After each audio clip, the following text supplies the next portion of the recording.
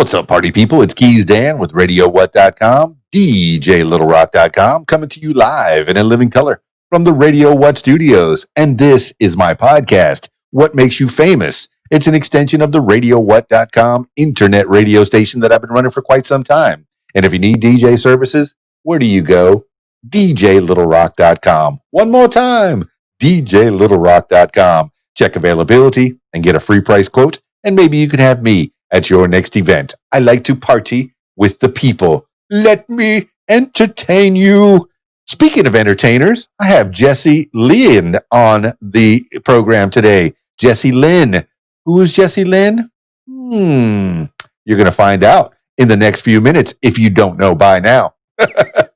This week's shows, I'll be at the Rab in Conway, Arkansas. That's my usual Friday night gig. The video dance party, karaoke jam. Yeah, I said karaoke. You're the stars of the show. I'm just pushing buttons. I'm just playing background music. You're the ones on stage getting to entertain the people as they have their drinky drinks and have their good food, full bar, kitchens open, pool tables. They have a pool tournament on Friday nights. So if you want to try to make some money on a Friday night, I encourage you to check out the Rab in Conway, Arkansas. They have a pool tournament and they have little old me. While you're waiting to sing a song, there's always something to do at the Rab. All your friends are there. It's starting to feel like old times. Yes, we're taking care of each other. Wear a mask on the way in. Put the hand sanitizer on. Pretty much while you're standing up and interacting with people, put the mask on. And then when you're sitting down having your drinky drinks and your good food, you can pull the mask down a little bit, keeping each other safe. Because we don't know what this COVID is. I mean, we're starting to get to know. The scientists, the smarter people are starting to figure out what it's all about. So, we're going to lick this thing soon enough. But until then, let's take care of each other. All right, that's enough intro. Let's get into it with Jessie Lynn. Now, I got the chance to Skype Jessie Lynn. So if you're listening to the audio version of this, I encourage you to head over to my YouTube page, youtube.com/user/keysdan, and find the video version so you can see Jessie Lynn's face right next to mine. Excellent. And all right, well, let's Skype Jessie Lynn now.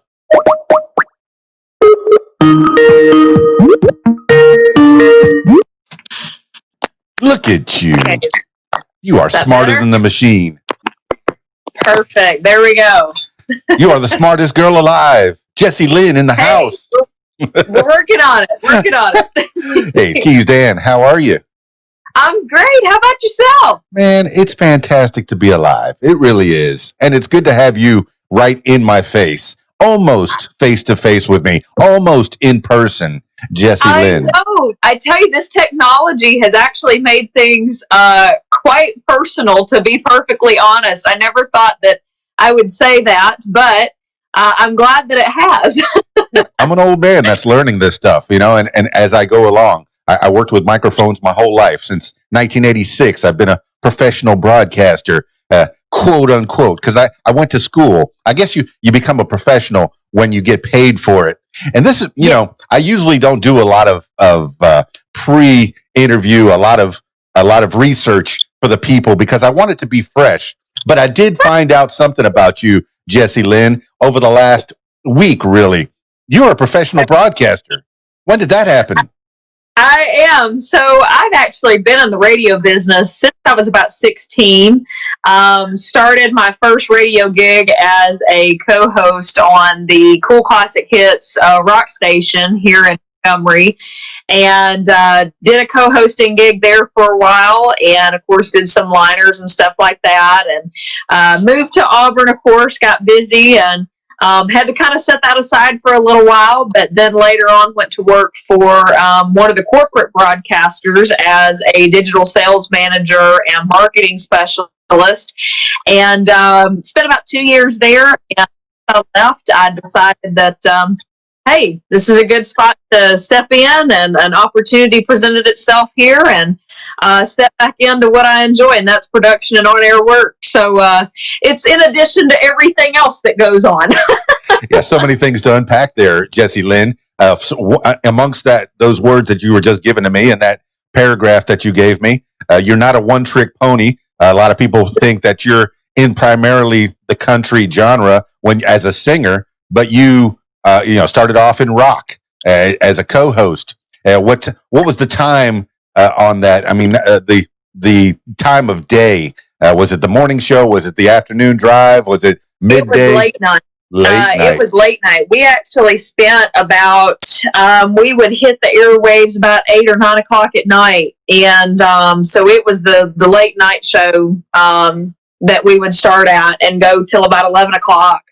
And it was worldwide. We were actually simulcasting it across the globe and having an absolute blast with it. We had a lot of free reign to feature a lot of independent artists, actually of all genres. But of course, we actually got to run the disc jock on the good classic hits, as I call them. Well, okay, you're much younger than I am. What would you consider a classic hit that you were playing at the time? And when was this? What time was it? What year was this? Oh my Lord.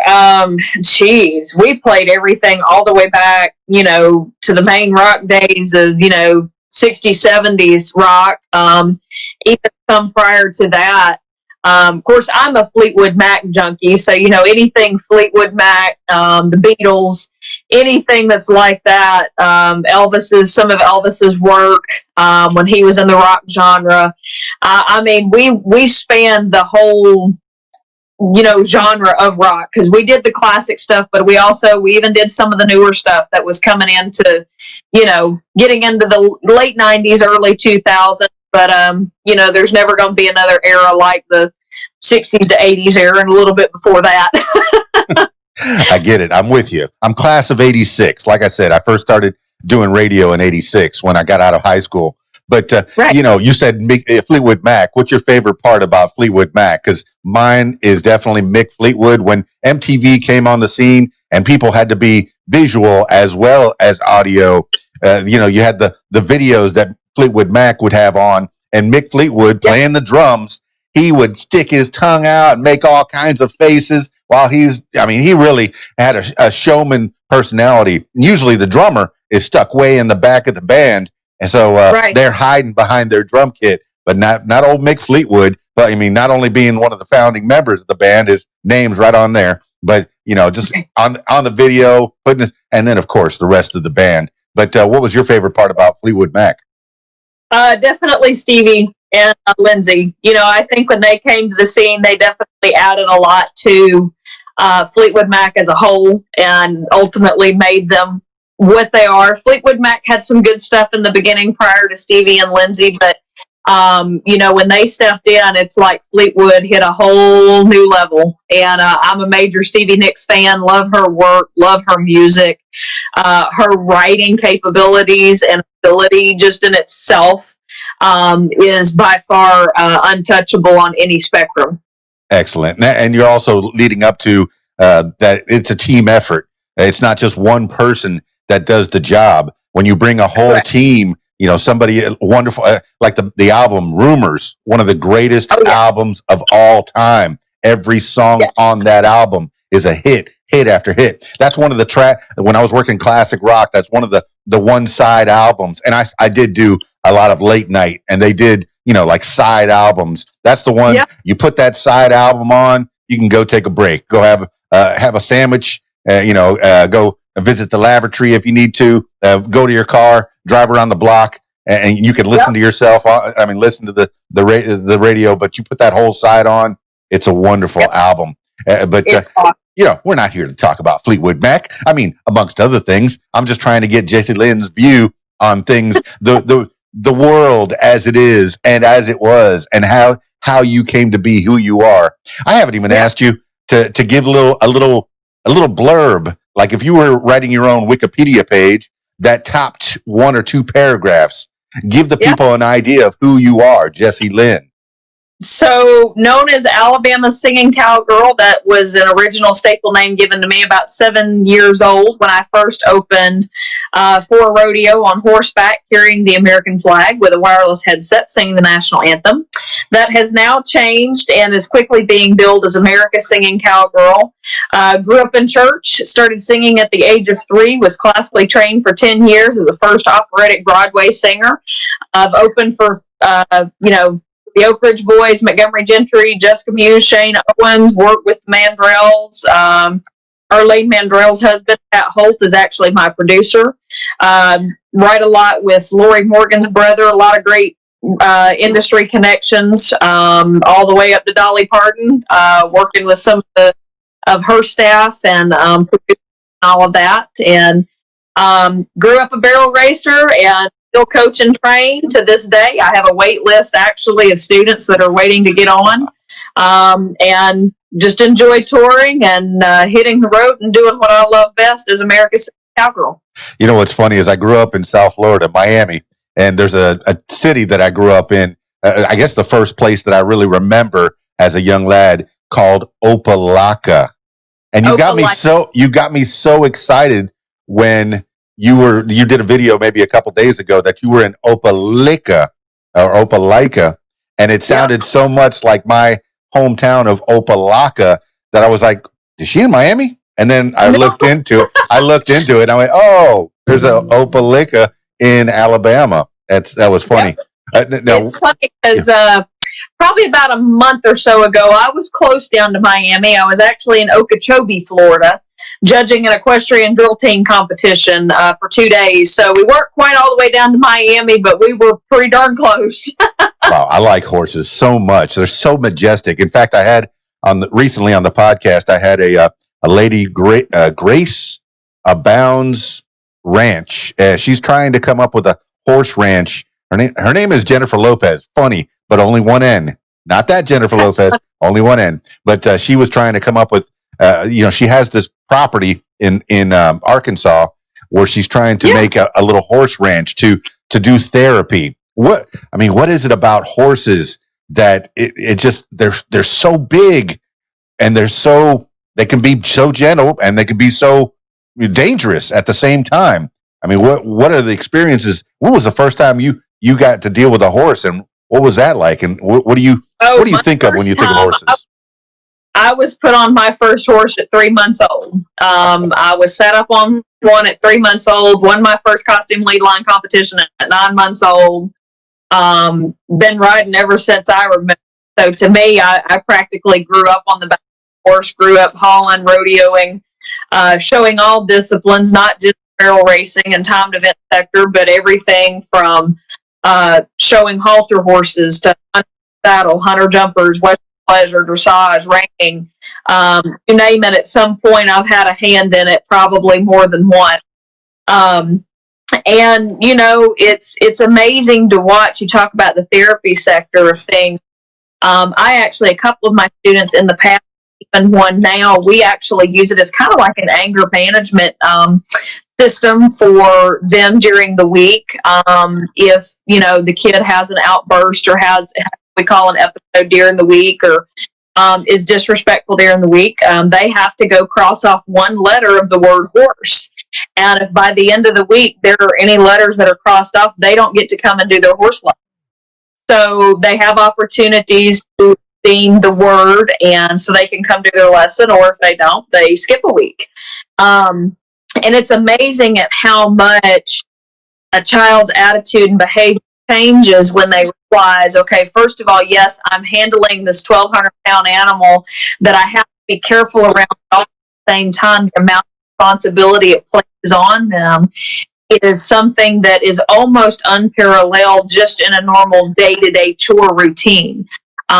You actually have a living and breathing being that you have to take care of and that you're in charge of the time that you're here. Yes, I'm here as a coach to help you, but at the same time, you are in charge of what goes on. And if something goes wrong, guess what? We're going to figure out what we did wrong and why did it happen like that? Were you being careless? Were you paying attention? Were you in tune with what the horse was doing? And it makes them be more on their toes.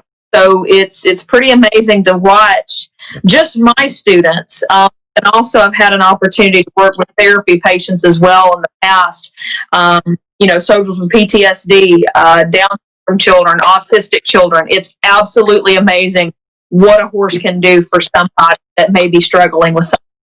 Absolutely, man. You are hitting nails on heads. You're giving the parents and even people that have come into these these problems with their mental health. That's one thing that I hope that I don't lose is my mind. When that goes, I feel like it's all over. But how do you feel that it helped you growing up? With these horses. At 3 months old, that horse could have downright give you a hurting, for sure. But growing up with horses, the good thing is, it's always good when you've got experience on your side. And what I mean by that is my mom and my godmother, of course, were standing there the whole time. It's not like they just turned me loose and said, "Okay, figure it out," as a 3-month-old child. But as a kid growing up, I'm an only child, so I had no brothers and sisters to run around, play with, have to, share anything like that. But having the horses and actually starting my first company at the age of 15, it allowed me to set up business sectors early on and pave a way for me later here in the music business. It taught me a lot about money management. Taught me a lot of, how quickly money goes when you're driving a 1-ton dually as your main transportation vehicle. It taught me how to plan. It taught me how to stand on my own 2 feet. I was bullied in high school. I was the uncool kid because I didn't find their jokes or humor to be funny at all, because I was around adults my whole life. So to me, very childish. And horses gave me that out that I needed when I needed it most. And that was if, I'd had kind of a crappy day at school. I remember my mom telling me, she said, "Jess, go on and do your thing, because when you look back years from now, they're going to be sitting in the same spot that they are today.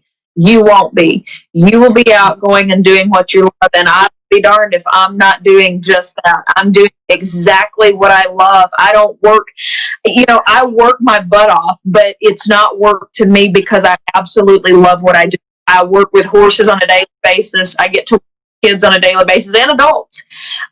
With the music, I get to, that's kind of my ministry platform. I've always said that if one song, one performance, one interview, anything that I do as Jessie Lynn, if it touches somebody, just one person, or encourages them to do and go for a dream that they've given up on, my job as an entertainer, as a coach, and as a human being is done at the end of the day. So yeah, I work my butt off to make sure that we've got the best out there possible, but it's not work to me because I love every minute. Well, good on your mom and grandma for giving you supervision as you're riding these horses. You kind of gave me a little touch of growing up in the Florida Keys. My mom and grandma, when they taught me how to swim, they just threw me in. See ya. Yep. Well, and see, my godmother, my grandmother and them, they grew up in Oklahoma, but then my godmother, actually, she and my mom were the ones who spent more of the time with the horses. My grandmother's definitely the one to credit with the music aspect of my life. So between my mom, my godmother, and my grandmother, we've got the bases covered. And then my dad, thanks to him, good grief, it gave us the extra time and funds to do what we needed, because he has busted his butt all of these years and made sure that if mom and I wanted to go do something that pertained to the horses, or if I wanted to do something that pertained to the music, he made sure that we've had a way to do what we've wanted to do. And we work together as a family to make sure that our interests are met, whether that's helping one another out or just supporting one another along the way. Yes, Jessie Lynn, sounds like you've learned about teamwork along the way. Your mom and your godmother. I'm sorry, I thought it was grandmother at first, but your mom and godmother helped you with the horses. Your grandmother on the music side. But what did your dad do? Yep. You got to give it up to Dad. What was he doing as you were growing up?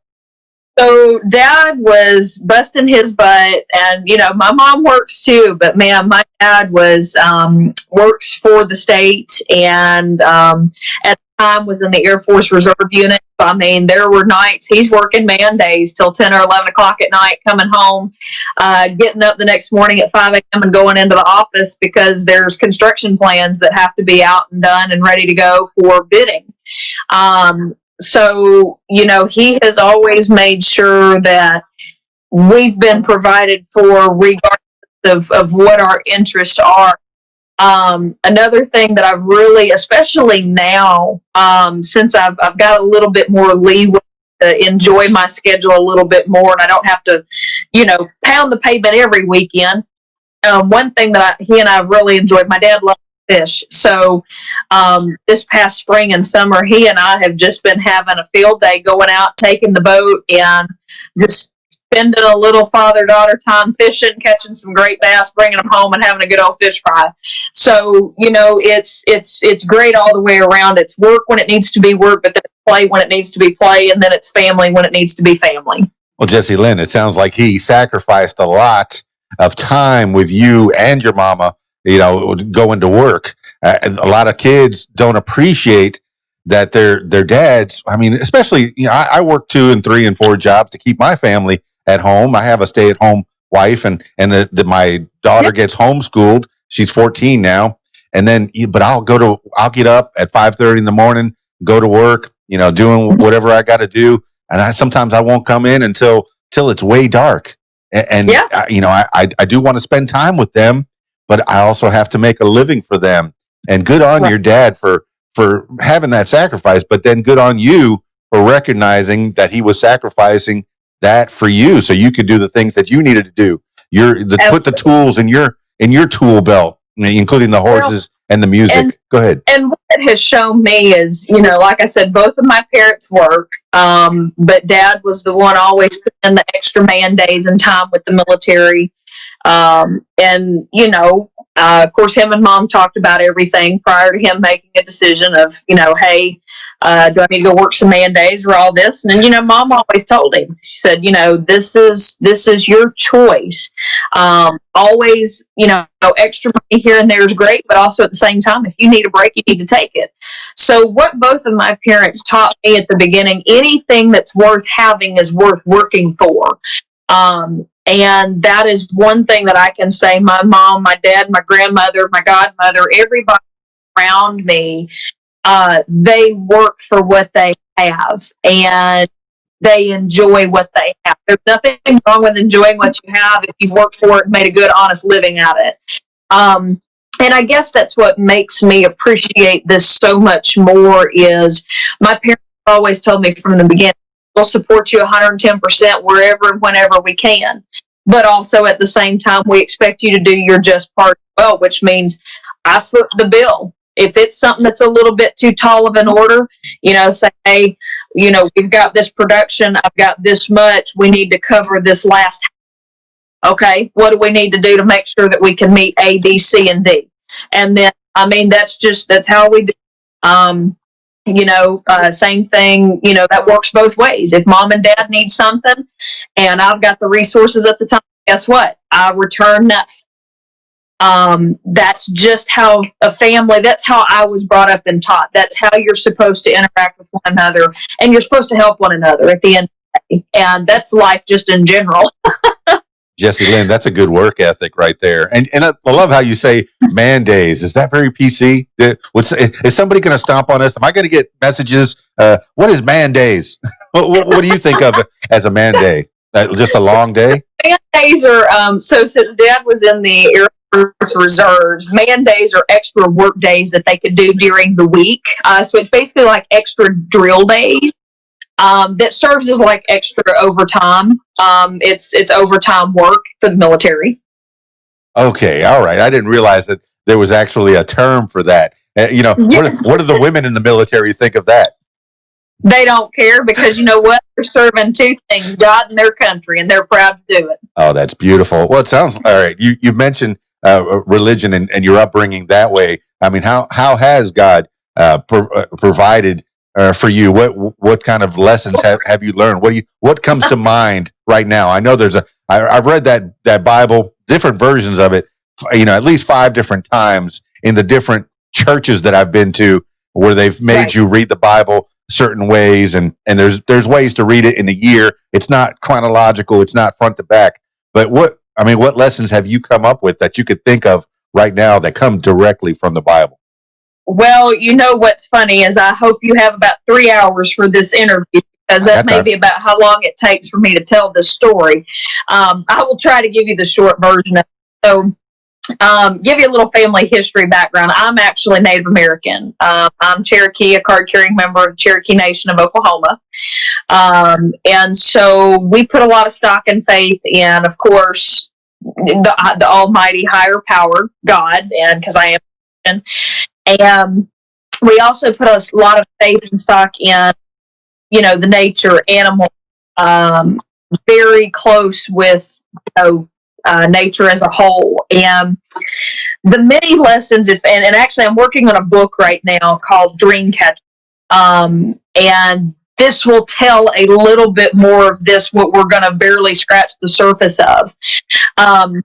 If it was not for the Lord having a divine hand in everything that has gone on in my life, I wouldn't be sitting here talking to you. I would not be talking about all of these amazing people that I had a distinct opportunity and pleasure with just in the last 4 years. And I say 4 years because really the first single we dropped was in 2016. And my very first opening show as a professional singer and artist was the Oak Ridge Boys. I mean, as an independent artist, that does not happen. That is unheard of. The following year was Montgomery Gentry, Jessica Meuse, Shane Owens. Next thing I know, I'm working with Pat Holt, which is Earlene Bell's husband. I'm working with Kent Wells, talking with him, using his space as studio. He's one of Dolly's producers. And I'm sitting over here like, how in the world does this happen? I'm working with Ronnie McDowell Jr., Lori Morgan's brother, her husband Randy. It's just, this does not happen in 4 years' time for an independent artist. It just does not happen. And to tell you the stories, I'm telling you, this is why I'm writing the book. Because it's going to be stories of how I have seen the Lord at work in my life and other people's lives around me. And at the end of the day, this is something that everybody's like, how do you do all of this? How do you go from, being the artist to the coach to working a radio station gig to traveling to doing this, that, and the other? And it's one simple word. It's called faith. And that must be the biggest driving force behind everything that I do. And I've even had Mom before tell me, she's like, I'm kind of concerned about this, or this. And I'll tell her I'm not, because I know who's got it. And when that time comes, it will be where we need it to be. And, there are so many stories in the Bible that I think parallel to what I will be talking about in the book. But, one of the biggest things that I've had to learn is, a lot of people, especially in the music business, they're busy comparing themselves to one another. Who has the most achievements here? Who has this? Who has that? That's great. Yes, there's nothing wrong with a little bit of healthy competition, but at the same time, you've got to be happy with what you're doing. And you've got to be happy with where the Lord puts you. And I know in my heart and my spirit that this is what I was born and meant. If I even remotely think about working an office desk job, I almost get sick to my stomach. It's like it's a built-in, driving task force to keep me moving in this business, which is the strangest thing, but it's absolutely amazing at the same time. And the story, just like last night, we were doing a show in Opelika, and we're sitting here singing a gospel song in the middle of a restaurant/bar. And the thing is, we had a worship session basically with, several hundred folks. So, I mean, that's how things happen, and the blessings that I have just received as a person, as just in my short amount of time on this earth. I mean, I would have to write down a whole list. It's insane. We're a CMA member. I carry a vote nomination on all of that. Just got inducted as the 2020 class of the Recording Academy for the Grammy. So I'm now a sitting member of the Recording Academy. This type of stuff just does not happen by chance. And it's just amazing. I've just, I'll put it this way, to wrap all that up in a long little segment here. The Lord and I have a close relationship. We're tight.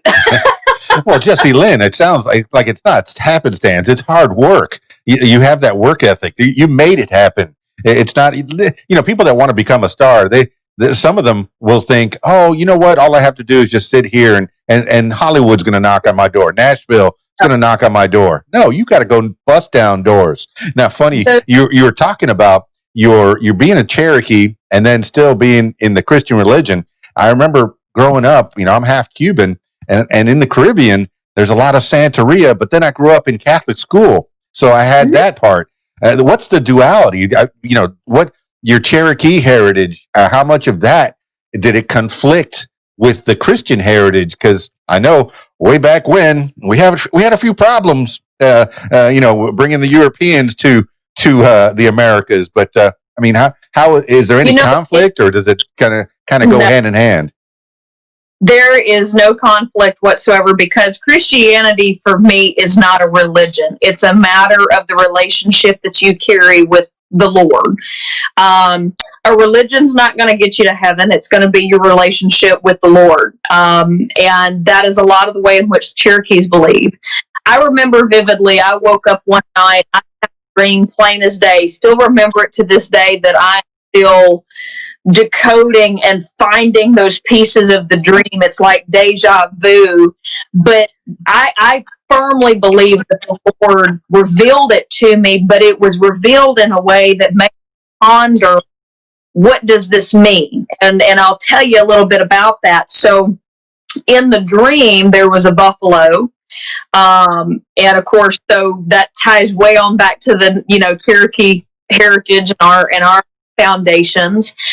And there were things that the buffalo did in this dream, like, first thing was he ran up to me, then he spoke to me twice. He gave me instruction of, this is who you are, and this is what you are to do with the talents I've given you. So I knew as plain as day when I woke up that I had just heard from the Lord myself, but it was in something that made me go look up, what does this mean in our heritage? So I looked up the meaning of a buffalo, running up to you in a dream, speaking to you, and all of this in our heritage. And what it meant was, you're a person of great courage, you're thankful, you're powerful, you're strong, but also it's not really a warning, but it's something to say, stay on the straight and narrow.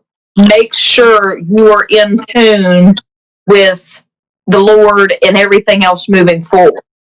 So it was something that he revealed to me that piqued my interest enough to make me go look and send me the message like, hey, I'm telling you about this, but this is how I'm revealing it to you. Same thing later on, driving up to Nashville one day, kept seeing a hawk. I don't know if it was the same hawk or if it was a different one, but he passed in front of my car at least 14 times in about 20 miles. Same direction, same flight pattern, every single thing. And it was a real hawk. It wasn't just me imagining. So what I go do, I go look it up again. It really is a matter of, it's a relationship. At the end of the day, it is how well are you in tune with what the Lord's trying to tell you, and your heritage just is part of who you are. It's part of what makes you you. And so to me, it didn't conflict. In fact, I think it helped only strengthen and build who I am and who I'm becoming. Jessie Lynn, it sounds like you're in tune with nature and the world, and you realize, like most people, I think there's people on the far left and the far right that most people know we're all the same thing. We all come from one thing. If you believe in the Bible, we all came from the Middle East, we're the children of Noah. And then if you believe it, even in evolution, we all came from Africa. All right, we're all the same thing. But there's nuances. Yeah, there's little nuances here and there. But people are people all over the world. But being in tune with nature, the way that you seem to be, the way that you just described, when I think of a buffalo, I think of this big, giant creature that gave so much to so many. They give meat, warmth with their skins, and then food, and just an amazing creature. And you've been working with big, giant animals. I mean, that is a huge animal. Are there any buffaloes, man? I feel like they're almost extinct. Do you know if there's any buffaloes around here still? There are some still on what we call the reservation, but then also the plains. There's actually reserves that the federal government pays ranchers to let the buffalo run on their land. So there are some, but you're only going to see them mostly out in, central to midwestern part of the United States and some north as well. Oh, that's beautiful. So tell me about the Cherokee heritage. Was that mom, dad? Was that both? Who was the Cherokee? So everybody, I am, as we found out through what we could not prove on my dad's side, I actually be as much as 3/4 Cherokee, but based on what we could prove, based on the rolls and rosters, back when they made them register, of course, it only shows I'm about a 16th or an 18th, I believe, on the actual card. But through our family heritage, I actually could be as much as 3/4. So that comes all the way back from, my Lord, great grandmother on my grandma's side, and then also on my dad's side, because all of our family's originally from Oklahoma. My dad's from Bartlesville, and my mom's from Mesquite. Yeah, I mean, there's definitely the. I'm kind of torn on. Do you call them Native American? Do you call them American Indian? I've heard podcasts with American Indians on there, and Indian is a proper term as far as I know. But it seems like you didn't grow up with the Cherokee. I don't know how much of that was part of your upbringing, but go ahead, Jessie Lynn. Unfortunately, it was not near enough. I can honestly say there are still things that I enjoy learning about. We go to visit family in Oklahoma. Actually, just last year, we took a trip out to the Cherokee Nation, met with some of our tribe council and all of that. And what I wish I would have had more time with would have been, the actual heritage itself, the powwow, the gatherings, the language. The language itself is just absolutely amazing. And the writing, the all of that. I wish I had more of that in my repertoire, which doesn't mean that I won't in the future, right. But I wish I would have grown up with a little bit more access to that. But unfortunately, being born and raised in Alabama, that was not the case. No, I grew up in South Florida in the Everglades, and I dealt a lot with the Seminoles down there, airboat rides, and a lot of it was tourism, a little real touristy. But when you're a kid growing up, in my up till my 12, 13, 14 years old, I'm in the Everglades in unincorporated Broward, way west in Fort Lauderdale, and there was a lot of airboats and a lot of the Seminole community there. I learned a lot about their mostly it's superficial, the turquoise and the dream catchers and the feathers and whatever they're trying to sell to the white man. But then and even later in life, when I became a DJ, I worked at the Hard Rock, the Seminole Casino in Fort Lauderdale in Hollywood, and I got to interact and party with members of the Seminole Indian tribe. But it's all superficial. I'm very fascinated by the natives that were here when Columbus discovered America.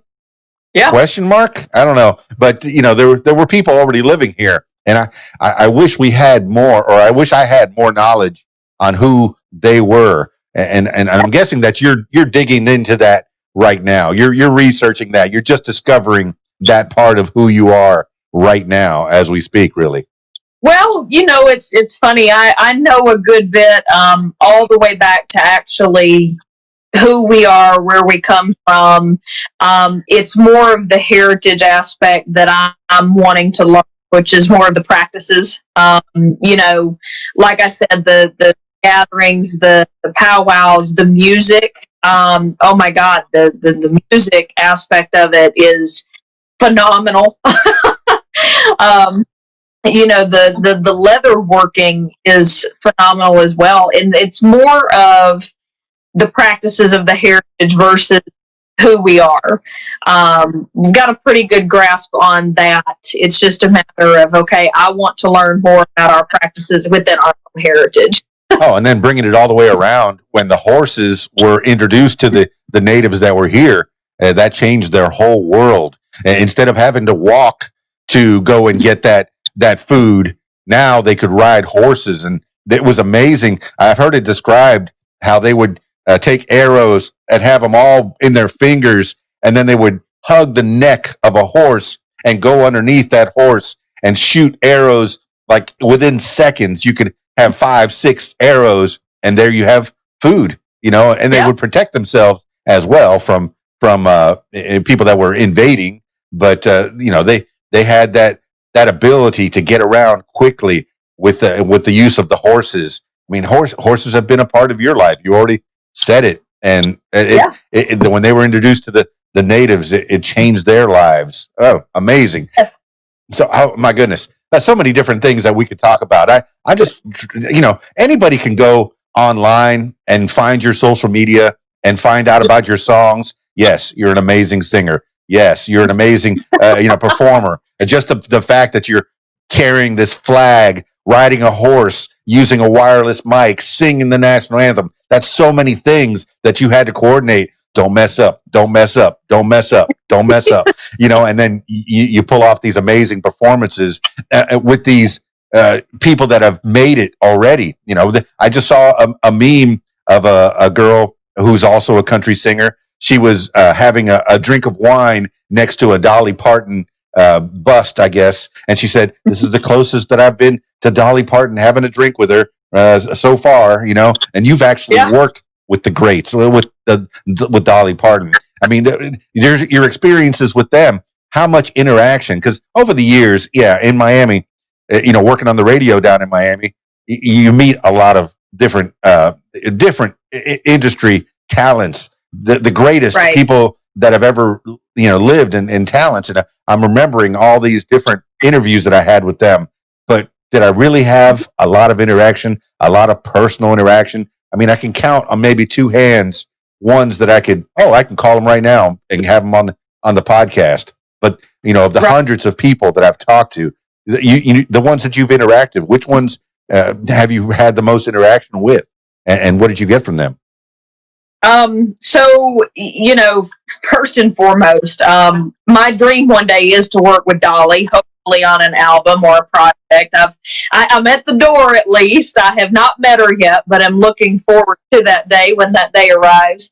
I must say the real first artist encounter / mentor session that I've had and still benefit greatly from this day, because I can text them or call them at any time, and that's the Oak Ridge Boys. Joe and Dwayne have been absolutely the best, and then of course William and Richard, they've just been absolutely amazing. And I remember the night that we got there, standing backstage, getting ready to go on. We'd gone downstairs to eat dinner for the night, and we come back, and Dwayne came over and he grabbed my right shoulder and he said, "Are you nervous?" I said, "No, sir, not really." I said, "I'm more excited than anything." And I said, "Really, I'm more in shock the fact that you guys even have me opening the show for you, because truth is, you don't need an opener and haven't needed an opener for 30 years. And I said, why me? Why did you choose to give me this opportunity?" I said, "I'm going to tell you something."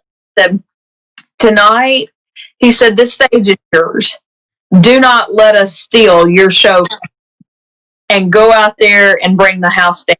And for someone of their caliber to say that to me, a 18-year-old young artist who's just really getting their feet immersed in the corporate commercial side of the industry, that meant the world to me. And they didn't give me just a 15-minute opener that started at 6:30. We started when the show started at 7, and it was a 45-minute opener. And it was just me. I mean, that was it. It was solo mio. You with a guitar or what? Me and tracks, actually, because I asked the promoter, I said, "Do I bring a band or a guitarist. He said, if you got track music, bring that. We've got the sound manager, and bring it. That way you can do originals and whatever covers you'd like to have with it. I was like, hot dog, you know? So we went through everything with the music producer in front of house sound, and I mean, it was on cue. It was like you planned the show down to the T, like it was on a timer. So what were you able to sing, Jessie Lynn? Did you sing covers or did you sing your own stuff? We did originals, we did covers, we did traditional country, closed out with Wynonna Judd's version of Burning Love. So that was an great song. And that was my closing song to bring on the Oak Ridge Boys. And Richard actually missed his cue on stage because he had stopped to talk to me off stage, and we were talking about him singing backups on the original version with Elvis and all of that. But I mean, you know, Joe and Dwayne, they have just been great. They've always said, if you've got a question, call us or text. Same thing with Early Mandrill and her husband, Pat. You know, it's like, hey, we're here to help you. So, you know, call us. Aaron Wilburn, who wrote with the Happy Goodman family, wrote a lot of their major hits. The Crab family, he does a lot with them. Aaron's been a great writer and friend of mine. Martin wrote Moon Over Georgia. That's what I love about Sundays. Great writer. To be honest, everyone that I have come into contact with, you know, I have their personal cell. It's easy for me to dial up the phone or send them a text, check in on them, say, hey guys, how you doing? Let's catch coffee sometime soon, and we will do that. It's not a matter of, you know, okay, well, let me get this and this done, and then I'll get back to you. It's like, okay, hey, let's check out a date and let's put it down. It's amazing. That's what I love about this community as a whole. Jessie Lynn, you have discovered at a young age how interconnected we all are. Not just the music community, but humans as a whole. We are all interconnected. Where you have a member of the Oak Ridge Boys singing on Elvis's version of Burning Love, and then you're closing with Wynonna's version of Burning Love. It's amazing how you have these connections. And that's one thing that I've discovered over the years as I'm growing up. When I was younger, you know, I was looking out for myself, trying to get my career on track. But then the older I got, you know, when I was in my teens, it was, oh, let me get this started. And I really didn't help a lot of people on the way up. I got some help from people on the way up. And then as I got better, I started helping people on the way up. You know, don't look down on people unless you're reaching down to grab them and bring them up with you. And, you know, as you've discovered, and as you're already doing, because I look at your social media and it's you promoting other people as well. The latest thing was your talented niece is performing live. You know, they're coming soon. You know, these are things that I've been reading and learning about you. You know, how as you've been helped up, are you helping others in their careers and in their lives, for that matter? Absolutely. And, you know, that's part of what my job is, as an entertainer, as an artist, as a person. I think the world's missing the mark a little bit today in, you know, it's not about just you. Yes, you have to make a way for yourself. You do have to provide. You do have to have a career at some point. But, you know, at some point, it's going to be about somebody else in the long run. Because if you try to provide for you and make yourself happy, you're going to get bored with that really quick. And if it had not been for people taking that chance or that investment on at such a young age and fostering it and helping it up, I wouldn't be where I'm at today and wouldn't be growing at the rate and the amount of speed that we are either. You know, one of my sayings when we always do a Dolly Parton show is, you know, if I can be half of the person that Dolly Parton is in giving back to those who are less fortunate or those who need an ear to be lifted up on and to have that extra hand if they have resources, my job will be done. I will feel like I have accomplished something at the end of the day. And that's how it is. You have to see something in somebody else, because guess what? Somebody once saw something in you too, and you've got to return that favor. It's pay it forward. You got to pay it forward when you can.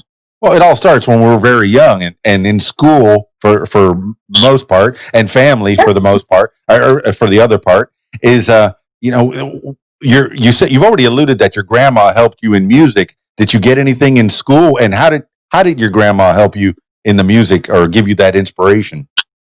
So she started me singing in church at the age of 3.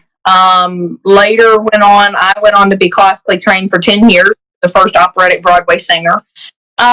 Did some stuff in school. I went to a private school, so it wasn't like we had band or anything like that. But I had a lot of outside opportunities. Opened up for the NCAA Division II World Series at age 11. National anthem on horseback at age 7. Performing for the Alabama State Senate numerous times. As preteen, teenager. My first live show as a solo headlining artist was at Auburn University's homecoming tailgate for Hill, which was housing over about 5,000 people that day. What year was that? Oh Lord, that was 2013. 2013. My goodness. Mm-hmm. And so no, you said classic opera in Alabama? Really? There's opera in Alabama? It's based on the teachers and where you go. No, so where was? I had private instructors. Oh, that's cool. Still do to this day. Well, I mean, you can give a shout out to them. Are they still teaching? Are they still doing stuff? Most of them have moved on. My current vocal producer is Jilla Webb. She spent many of her years in Las Vegas doing a lot of the main tribute shows, but has toured around the world, works and has worked with some of the best in the business, including Ann Wilson's vocal coach. With Ann Wilson is from the duo group Heart. Yeah, one of the greatest shows I ever saw in Hollywood's Sportatorium in Florida. Yes. Fantastic. So Jilla is a phenomenal vocal coach and producer. She is by far one of the, if not the best in the business, in my opinion, because she not only teaches you how to sing properly, but she teaches you how to take care of yourself in the process, in between, during, and after. So it's always good. Yeah, I wonder about that. I do a lot of karaoke shows, and karaoke is like it runs the spectrum. Some people get up and are just trying to overcome their fears, and they go and they sing something. Maybe they're not as good, and quote unquote as good, because it's all subjective, right?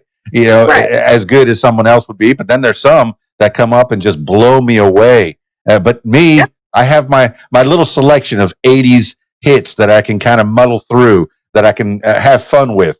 But most of the time, it's not me singing. I'm just pressing buttons and letting them be the stars of the show. But, just taking care of your voice, being a singer who has to sing for the first time in front of the Oak Ridge Boys audience, of thousands.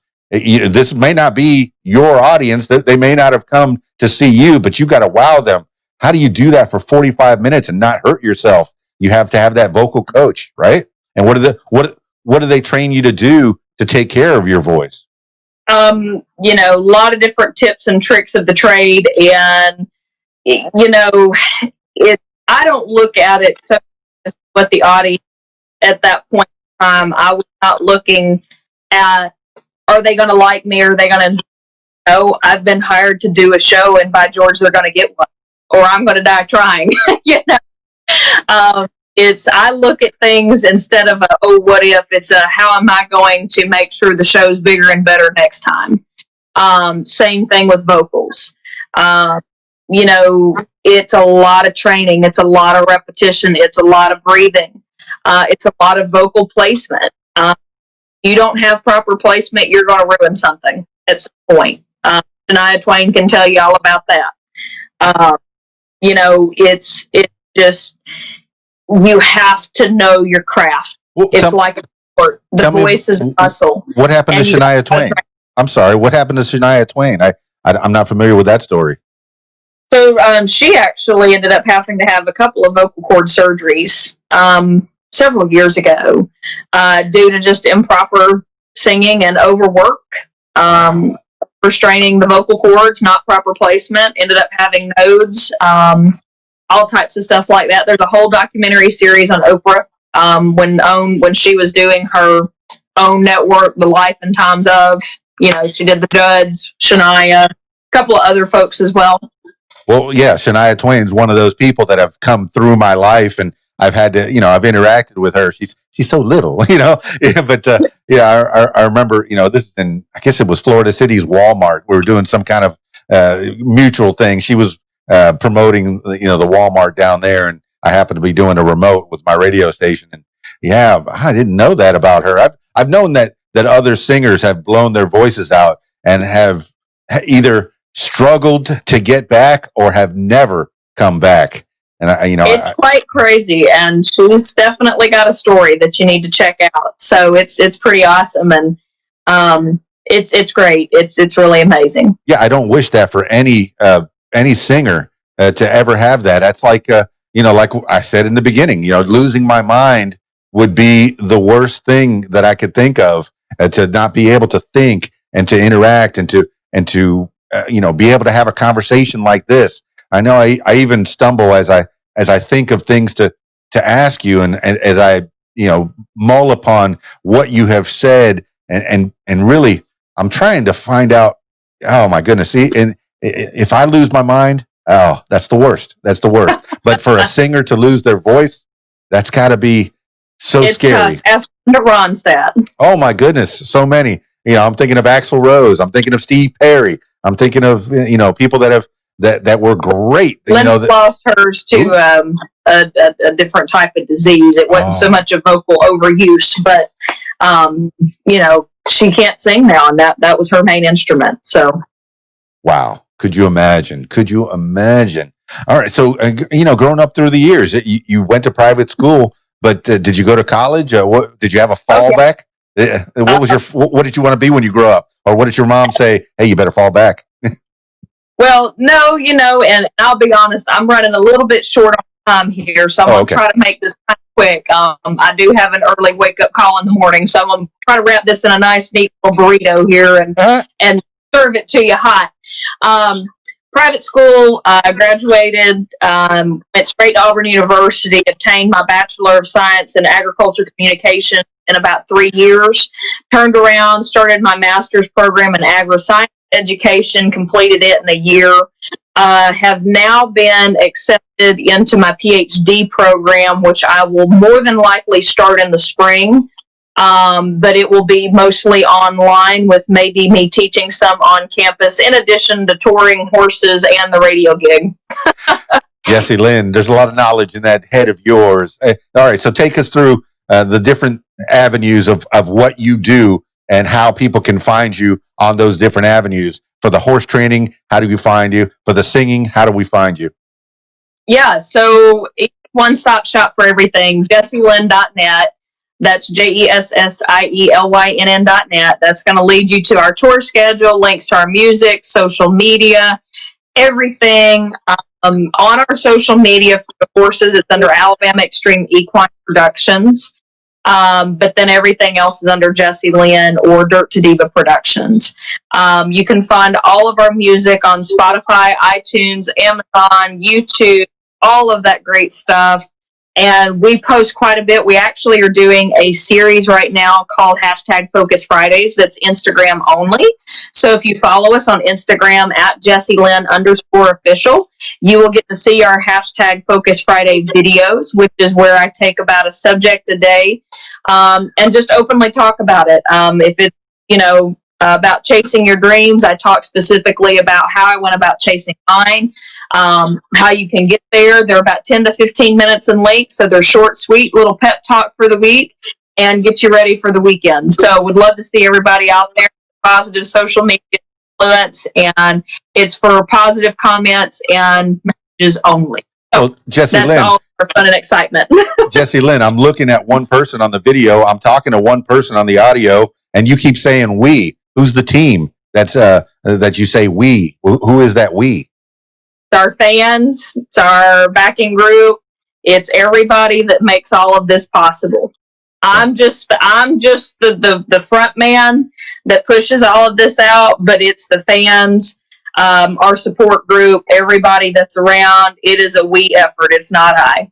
Well, as we wind this down for the last few minutes, what have you been doing? I mean, I'm guessing you were gigging all the way up to COVID. What have you been doing during the COVID time? It's really stretching the boundaries of a creative's juices. But how have you been keeping it flowing? I'm noticing if you're looking at the video. Yeah, we've been back on the road since July 3rd. I have been back on the road touring and doing shows just about every weekend since then. We actually are booked all the way out. New shows coming on the schedule all the way into July of next year. So COVID in many ways has been very beneficial because it has put a lot of the major acts on hold, which makes way a little bit for independent artists and independent venues that got to keep the doors open. To open up that awesome ability and capability to perform these shows with a smaller capacity.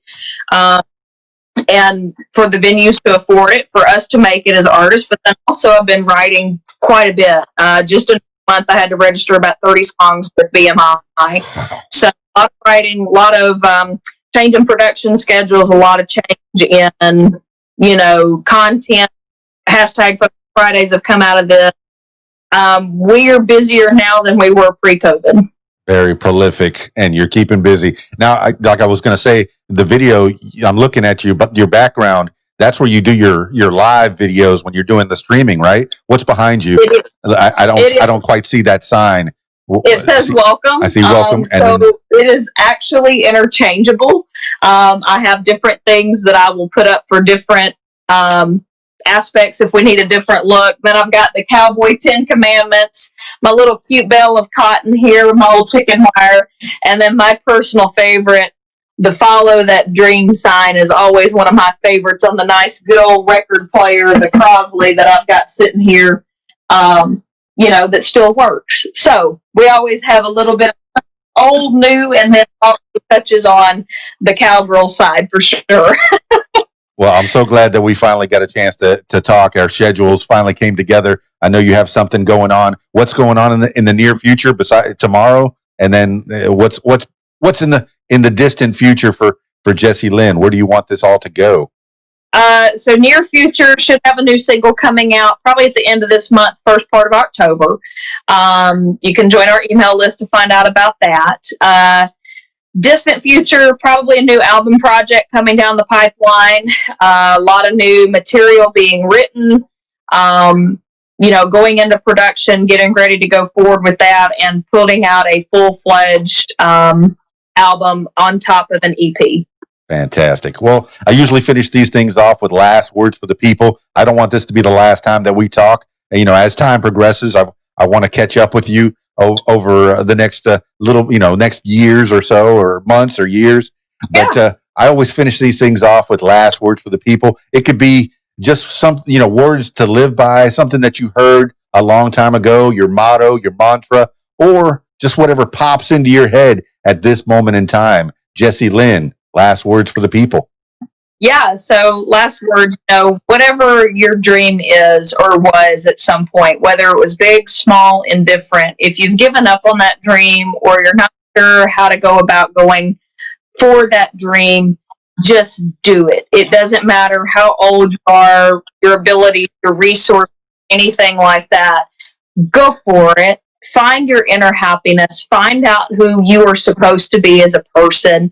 And do it for you, because when you do it for you, guess what? You're doing it for others, because then you're utilizing the gifts and talents that the Lord has given you that you are to use and not let waste.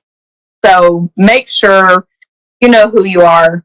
Do what makes you happy, because in the end, everybody else is going to be happy as well. Well, there you have it, party people. Jessie Lynn. So many facets, so many avenues, so many things that she's doing, to keep her. I love it. I love it. You never know where these things are going to go. Horses and singing and helping people. And then she's going to be a doctor. Man, there's knowledge in there too. A lot of people think, oh, you're a musician. You can't be that smart. Yeah, she's that smart. I think about some of the musicians my favorite musicians, Queen, all of them in their own right were scientists and doctors of some kind. maybe not medical doctors, but oh my goodness, it never stopped learning, never stopped learning. And I've learned a lot from you, Jessie Lynn. And I thank you so much for being on the program. And you're making moves. You had to get up so early in the morning. And yeah, I know. We only had an hour, but it was an hour well spent. I appreciate it so, so very much. Thank you, Jessie Lynn, for being on the program. What makes you famous? Also, well, now I'm turning my attention to you. If you would like to tell your story, I encourage you to give me a call at 501-470-6386 or email info@radiowhat.com. Wow. Good talk. Good talk. Thank you, Jessie Lynn. That's it for me. It's Keys Dan, radiowhat.com, djlittlerock.com. Peace. I'm out of here.